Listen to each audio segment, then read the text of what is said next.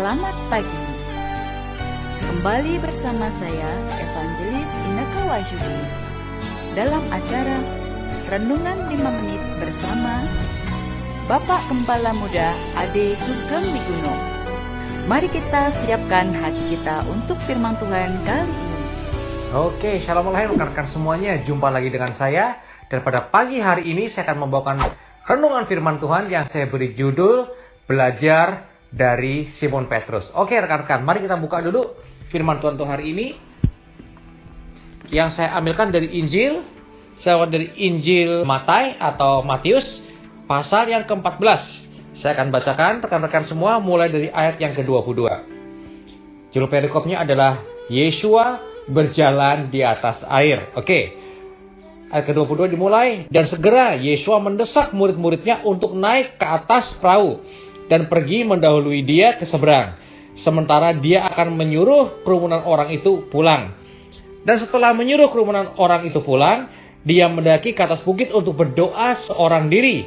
Dan ketika menjelang malam, dia berada di sana seorang diri. Ayat ke-24. Dan perahu itu sekarang berada di tengah-tengah danau, diombang-ambingkan oleh gelombang karena terjadi angin sakal ya, atau angin ribut ya, angin siklon. Namun pada giliran jaga keempat malam itu, Yesua pergi kepada mereka dengan berjalan di atas danau, ya, berjalan di atas air ya. Dan para murid itu ketika melihat dia sedang berjalan di atas danau, mereka menjadi cemas sambil berkata, itu hantu, dan mereka berteriak-teriak oleh karena ketakutan. Namun segera Yesua berbicara kepada mereka dan berkata, tenanglah, inilah aku, jangan takut. Dan sambil menanggapi, Petrus berkata kepadanya, ini Simon Petrus ya, yang sama ya. Simon Petrus ini, Tuhan, jika itu engkau, suruhlah aku datang kepadamu di atas air ya. Dan dia berkata, Yesua berkata, datanglah. Dan segera turun dari perahu, Petrus berjalan di atas air untuk datang kepada Yesua. Namun ketika melihat angin kencang, ia ketakutan dan mulai tenggelam. Ia berteriak sambil berkata, Tuhan, selamatkanlah aku. Dan segera Yesua mengulurkan tangan, dia memegangnya dan berkata kepadanya, hai yang kurang iman, mengapakah engkau bimbang? Dan setelah mereka naik ke atas perahu, redalah angin itu. Dan mereka yang ada dalam perahu seraya datang, mereka menyembah Yesua sambil berkata, sungguhnya engkau adalah Putra Elohim. Haleluya, rekan-rekan semuanya. Baik rekan-rekan semuanya, hari ini saya ingin menggarisbawahi satu hal dulu ya. Seperti yang Anda lihat tadi ya, bahwa seperti yang kita semua baca, Yesua menyuruh murid-muridnya naik ke atas perahu, bahkan memaksa ya, murid-muridnya naik ke atas perahu ya. Lalu setelah itu Yesua mau nyuruh para murid yang lain yang banyak orang itu untuk pulang. Oke?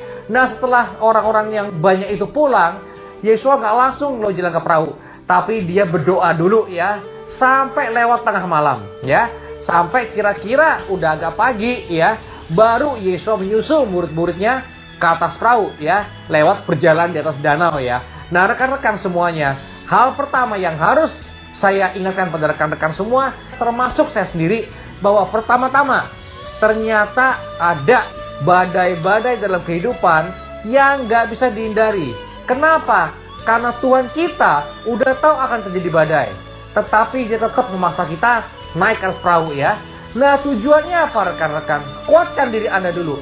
Walaupun Tuhan yang menyuruh Anda berbuat sesuatu, mungkin masuk dalam pelayanan, teman-teman, walaupun pelayanan itu Tuhan yang nyuruh sekalipun, salah kalau kita berpikir nggak akan ada badai.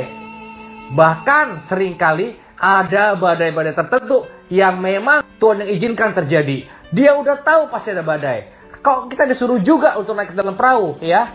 Kenapa kok gitu? Teman-teman, ada banyak badai. Badai dalam pelayanan, badai dalam kehidupan, dalam karir, dalam pelayanan juga ada badai. Nah rekan-rekan, yang satu hal kita perlu ingat adalah apa? Kadang-kala memang ada badai-badai yang Tuhan izinkan untuk kita lalui.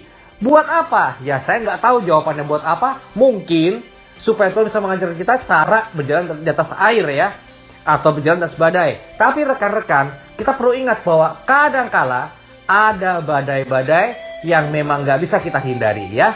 Tapi teman-teman, satu hal yang pasti, saya percaya bahwa Tuhan kita Yesus HaMashiach, Bapa Yahweh, Ruach HaKodes itu lebih dahsyat daripada seorang yang bernama Emil Syahsatar ya. Siapa dia? Dia adalah orang hebat ya, yang pernah mengubahkan hutangnya Garuda Indonesia menjadi keuntungan ya. Utang yang besar sekali dia bisa ubahkan menjadi keuntungan yang besar juga.